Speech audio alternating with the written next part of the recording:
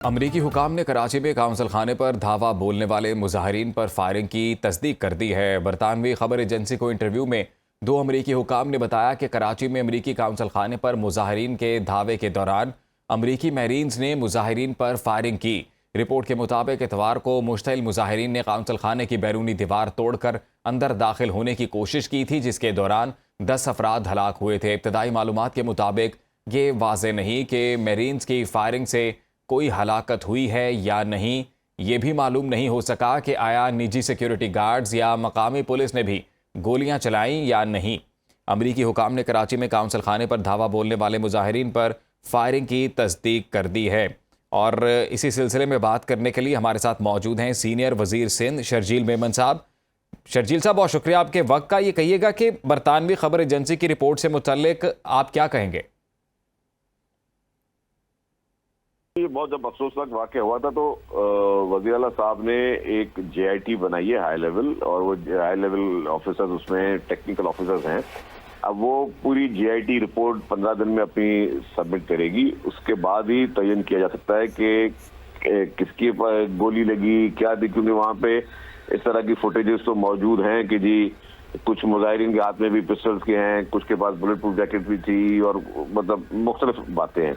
اور ٹیکنیکل نہ ہی کوئی میڈیا کا ادارہ ٹیکنیکل اتنا نہیں ہوتا جتنا کہ جو وہ انویسٹیگیشن ایجنسیز ہیں جنہوں نے وہاں پہ جائے وقوع کی پوری انویسٹیگیشن کرنی ہے، وہ ٹیکنیکل رپورٹ دے سکتے ہیں۔ تو جب تک وہ رپورٹ آ نہ جائے تب تک جو ہے واضح طور پر نہیں کہا جا سکتا کہ کس کی فائر گولی لگی اور کس طرح واقعہ۔ اس حقیقت تو تب ہوتی ہے جب آپ نے صرف ایف آئی آر ایک کٹوا دیں نا۔ یہ بات ایف آئی آر سے بڑھ کر ایک بہت بڑا واقعہ ہوا ہے، تو اسی لیے ہی حکومت سندھ نے ایک جے آئی ٹی بنائی، high powered J I T, اور وہ جے آئی ٹی اپنا پورا وہ ساری ٹیکنیکلٹیز دیکھے گی، وہ سی سی ٹی وی فوٹیج بھی دیکھے گی، وہ وہاں پہ جائے وقوع کو بھی دیکھے گی، پورے وہ کرائم سین کو پورا مانیٹر کرے گی۔ جب کرائم سین کو مانیٹر کرے گی اس کے بعد ہی اپنی فیکٹ فائنڈنگ رپورٹ دے سکتی ہے۔ اس سے پہلے کوئی بھی بات قبل از وقت جو ہے وہ ساری ہم مفروضوں پہ کر رہے ہوں گے، تب ہم ازمپشن پہ بات کر رہے ہوں گے، یا کسی کی خواہشوں پہ بات کر رہے ہوں گے۔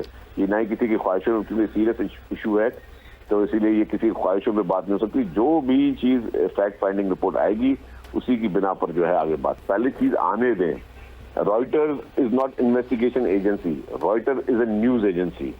یہ کام انویسٹیگیشن ایجنسی کا کام ہے کہ وہ انویسٹیگیٹ کریں۔ اگر کہوں کہ جی مجھے میڈیا کی کچھ پتا ہے، نہیں، یہ جو میڈیا ہاؤسز ہیں ان کو زیادہ اپنے جاب کا پتا ہے۔ اسی طریقے سے پولیس کو زیادہ پتا ہے کہ کس طریقے سے انہوں نے جو ہے اس کو انویسٹیگیٹ کرنا ہے، کیا کیا محرکات دیکھنے ہیں، کیا کیا سی سی ٹی وی فوٹیج دیکھنی ہے۔ وہاں پہ کچھ اس طرح کی فوٹیج ہے، کسی مظاہرین کے ہاتھ میں پسٹل ہے، وہ بھی آپ نے فوٹیج دیکھی ہے، کچھ لوگ بلٹ پروف جیکٹ پہن کے آئے ہوئے، تو وہ ساری چیزیں دیکھ کر جب سارے محرکات کو جمع کیا جائے گا اس کے بعد بھی بات سامنے آ سکتی ہے کہ جی ایگزیکٹلی ہوا کیا ہے۔ افسوسناک واقعہ، یس، ہم سب اس کی مذمت کرتے ہیں، لیکن جب تک رپورٹ آ نہیں جاتی اور اس سے پہلے کسی بھی جریدے کی رپورٹ پہ، وہ جریدہ جو یہاں پہ ہے ہی نہیں، اگر آپ کا کوئی جریدہ ہوتا ہے چلتا ہے ٹھیک ہے جی آپ لوگوں کی فوٹنگ ہے، ایک وہ جریدہ جو کسی اور ملک میں بیٹھا ہے وہاں سے بیٹھ کے خبر چلا دے کہ جی اس نے کیا، یہ نہیں ہو سکتا۔ جی بہت شکریہ آپ کا شرجیل میمن، سنو نیوز کو وقت دیا۔ وزیراعظم شہباز شریف سے پیپلز پارٹی کے وفد کی ملاقات کا اعلامیہ جاری۔ شہباز شریف نے کہا ہے پیپلز پارٹی حکومت کی اہم اتحادی جماعت ہے، ملکی تعمیر و ترقی کے لیے اہم فیصلوں میں پیپلز پارٹی نے حکومت کا ہر قدم پر ساتھ دیا جس پر اس کے مشکور ہیں۔ اجلاس میں موجودہ ملکی سیاسی صورتحال پر مشاورت ہوئی۔ اعلامیے میں یہ بھی کہا گیا ہے کہ اجلاس میں خطے کی صورتحال پر بھی تبادلہ خیال ہوا۔ اجلاس کا مزید احوال جانتے ہیں، شہریار خان ہمارے ساتھ موجود ہیں۔ جی شہریار، بتائیے گا۔ جی، پیپلز پارٹی کی جو وفد نے ملاقات کی تھی، اس میں اہم قومی امور پر تبادلہ خیال کیا گیا ہے، اور اس میں جو قانون سازی ہے اس کے حوالے سے جو تحفظات تھے پیپلز پارٹی کے وہ بھی پہنچائے، اور اس حوالے سے وزیر اعظم نے تمام تر تحفظات کو دور کرنے کی یقین دہانی بھی کرائی ہے۔ وزیر اعظم کا کہنا تھا کہ پاکستان پیپلز پارٹی حکومت کی اہم اتحادی جماعت ہے جس نے ملکی تعمیر و ترقی کے لیے اہم فیصلوں میں حکومت کا ہر قدم پر ساتھ دیا جس پر ہم ان کے مشہور ہیں۔ اس وقت میں سینیٹر شہری رحمان، راجہ پرویز اشرف، سید نوید قمر، اعجاز جاکرانی شامل تھے، جبکہ نون لیگ کی جانب سے نائب وزیر اعظم و وزیر خارجہ سینیٹر اسحاق ڈار، وفاقی وزراء احسن اقبال، اعظم نذیر تارڑ اور مشیر وزیر اعظم رانا ثناء اللہ بھی شریک تھے۔ اس ملاقات میں جو خطے کی صورتحال ہے اس پر بھی تبادلہ خیال کیا گیا، جبکہ وزیر اعظم نے جو اپوزیشن سے رابطے کیے جا رہے ہیں اس حوالے سے بھی پیپلز پارٹی کو اعتماد میں لیا۔ جی بہت شکریہ آپ کا شہریار خان، آپ نے تفصیلات سے آگاہ کیا۔